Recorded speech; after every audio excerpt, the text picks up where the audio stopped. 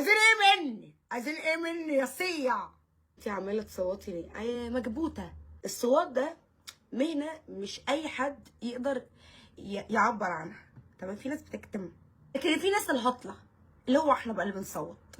نفس اخد حقنا ولا نعمل اي حاجه ومصوتين، نقعد نصوت. فمتخيله قد ايه انا بجمع الناس المكبوته؟ فهل المهنه دي هل تقدري تمارسيها معانا؟ اتفضلي. مش هتقدري هتقعدي تعترضي؟ هصوت برضه، عشان مش طالعه اصوت عشان تعترضي. حتى على الصويت يعني ايه؟ ما تسيبوني اعبر. هتنتقدي دي كمان؟ ليه؟ طب نعمل ايه؟ طب ليه؟ اعمل ايه يا بنت عشان تسيبوني في حالي؟ قولي لي يا بنت اعمل ايه عشان اعجبكم؟ اتكلم مش الشخصيه اللي تتكلم في الجد، اهزر كفايه هزار وتزرفوا دم تقيل. طب احكي لا قله ادب وبتورث لبناتنا. طب اصوت؟ بتصوتش ليه؟ طب اعمل ايه؟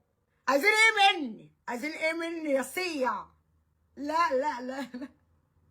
ما تجيش معاكم ان انا بلوجر. لا رواقي بقى، رواقي حبه. والتانيه بترد عليها تقول لها ستايلها الصوت بقى ستايل؟ لا بصي اسمعيني، الصوت بقى ستايل؟ يعني مش بصوت من جراحي؟ بتقولها بتصوت ده ستايلها؟ ايه؟